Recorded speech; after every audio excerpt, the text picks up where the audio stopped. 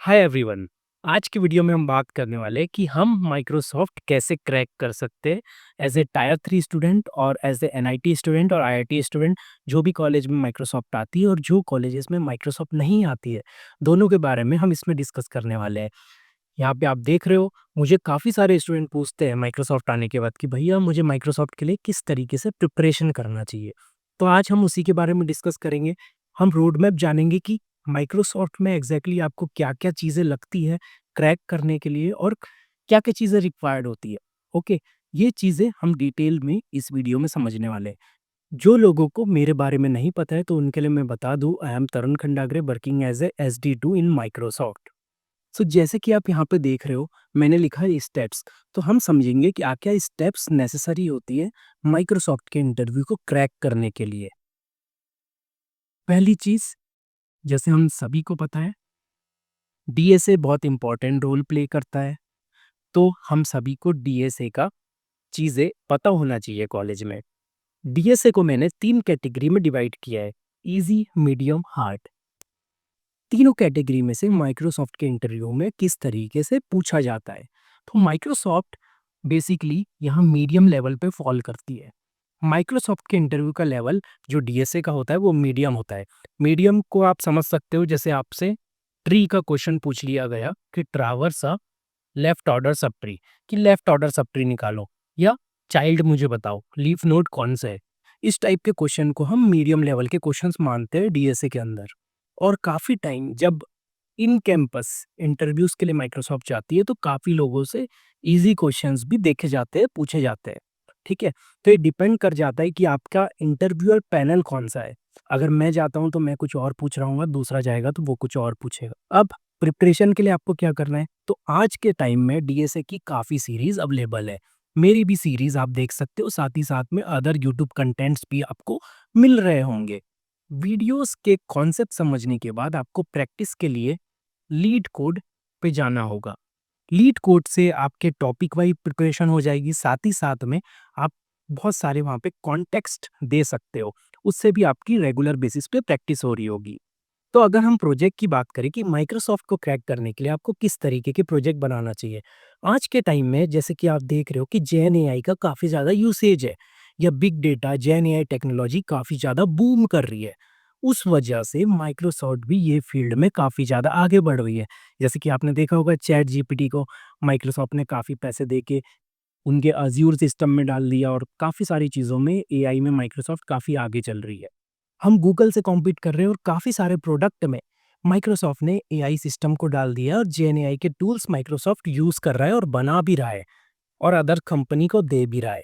जैसे कि जब मैं वीज़ा में था तो वहाँ पे हम काफ़ी सारे माइक्रोसॉफ्ट के प्रोडक्ट यूज़ किया करते थे एआई रिलेटेड और जेन एआई रिलेटेड, स्पेसिफिकली ऑटोमेशन करने के लिए।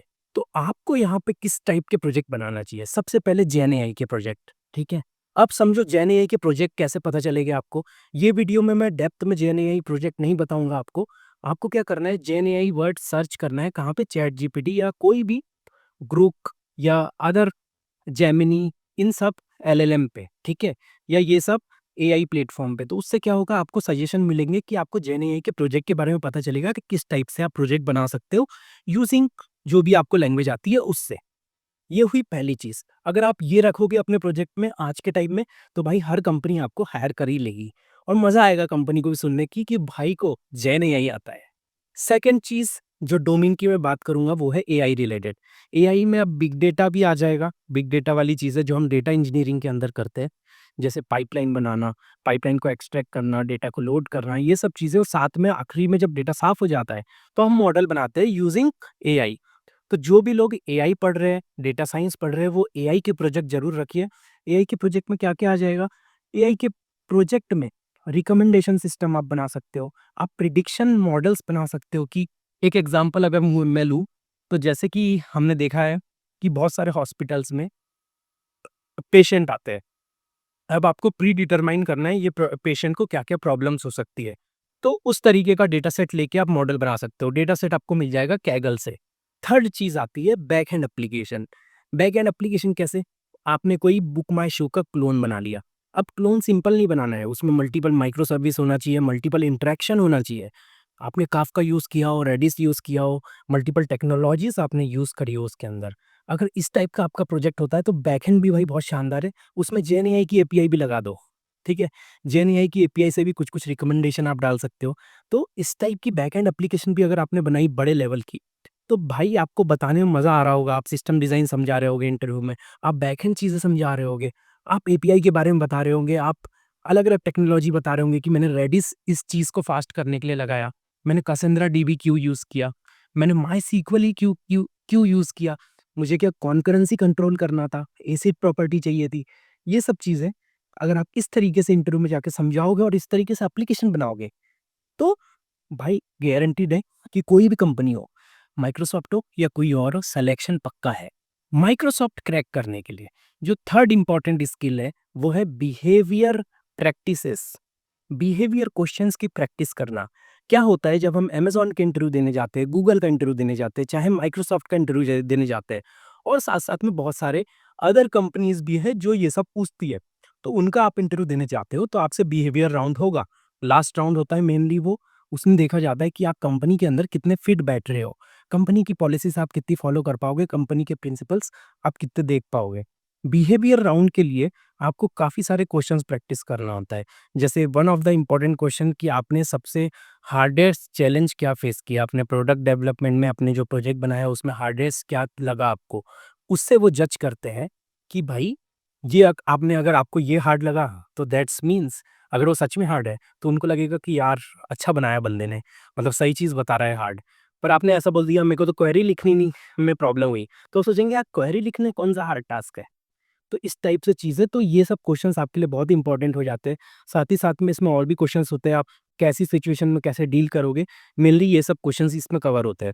तो आपको क्या करना है 30-40 क्वेश्चन निकाल लेना है अमेज़न के, माइक्रोसॉफ्ट के जो हर बार पूछे जाते हैं। उसके लिए स्टोरी प्रिपेयर करो, स्टार मेथड का यूज़ करो, यहाँ पे होती है स्टार मेथड यूज़, ठीक है? स्टार के बाद बारे में आप पढ़ लेना अलग से, स्टार मेथड यूज़ होती है, उसके सहारे हम बिहेवियर राउंड के क्वेश्चंस के आंसर देते हैं। सिचुएशन बना के, ओके?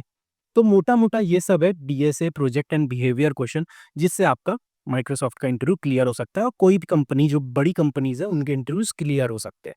यही रोड मैप रहेगा जो आपको 3-4 साल पढ़ना है एक अच्छी कंपनी क्रैक करने के लिए। अब स्पेसिफिकली टायर 3 स्टूडेंट के लिए मेरी एडवाइस क्या रहेगी? टायर 3 स्टूडेंट को प्रॉब्लम जाती है कि भाई मैं बड़ी कंपनीज़ में अप्लाई कैसे करूँ? मुझे कॉल आएगा या नहीं आएगा? तो उसके लिए आपको क्या करना है, आपको कैरियर पेज पे हमेशा एक्टिव रहना है। जब भी आपको जॉब दिखती है माइक्रोसॉफ्ट के अंदर या कोई अदर कंपनी के अंदर, आपको अप्लाई करने के लिए रेडी रहना है। आपको अप्लाई करना है, रेफरल के थ्रू करो या डायरेक्ट अप्लाई करो, बट लेट नहीं होना है। 2-3 दिन के अंदर जैसी जॉब आपको दिखती है, अप्लाई कर देना है, क्योंकि बहुत सारे एप्लीकेशन होते हैं और जॉब क्लोज़ होने के चांसेस बहुत जल्दी होते हैं। तो ये अप्लाई ज़रूर करना, इसके बाद आपको टेस्ट आएगा, होपफुली आ जाना चाहिए, नहीं तो आपको मल्टीपल टाइम अप्लाई करना होगा। ये सभी कंपनी के लिए मैं जेनेरिक बता रहा हूँ। टायर 3 स्टूडेंट के लिए मेनली, क्योंकि उनको कॉल्स नहीं आ रहे होंगे, उनके यहाँ पे कंपनीज़ अच्छी नहीं आती है, तो उनके लिए सजेशन है। लिंक्डइन पे एक्टिव रहो। लिंक्डइन पे बहुत सारे लोग पोस्टिंग, जॉब पोस्टिंग डालते रहते हैं, तो उसको आपको पता चलेगा कि भाई स्टार्टअप में ओपनिंग है, आज माइक्रोसॉफ्ट में ओपनिंग है, अलग-अलग कंपनीज़ में ओपनिंग है। और मेरे जो टेलीग्राम ग्रुप है वहाँ पे भी आप जुड़ सकते हो। मैं भी ओपनिंग पोस्ट करता रहता हूँ स्पेसिफिकली मेरे कम्युनिटी के लिए। तो वहाँ पे भी आप जुड़ के वो सब चीज़ें देख सकते हो। कुछ पोर्टल्स भी है जहाँ पे आपको स्टार्टअप्स और कुछ-कुछ कंपनीज़ अच्छी मिल जाती है। कई बार आपसे एचआर रीच आउट कर जाते हैं, उसमें से एक पोर्टल है नौकरी, दूसरा है टॉप हायर, तीसरा है स्टार। ये सब पे प्रोफाइल बना के रखना, डेली एक्टिव रहना, मल्टीपल जॉब्स पे अप्लाई करना। Hopefully you will get a chance for the interview in a good company. So आज की वीडियो के लिए इतना ही। होपफुली आपको वीडियो में मज़ा आया होगा। वीडियो में अच्छा लगा होगा तो वीडियो को लाइक करना, चैनल को सब्सक्राइब करना मत भूलना और अपने दोस्तों को बताना किस तरीके से आप माइक्रोसॉफ्ट में सॉफ्टवेयर इंजीनियर बन सकते हो। ये आपका मोटा-मोटा रोड मैप है और डिटेल आपको चाहिए है तो कमेंट सेक्शन में लिखना, मैं अलग से आपको वीडियो लाऊँगा कि ये कैसे पढ़ना है, ये कैसे पढ़ना है, ये कैसे कर सकते हो। स्टार मेथड क्या होती है, ये सब मैं आपको बाद में बताऊँगा। ओके, तो मिलते हैं नेक्स्ट वीडियो के साथ।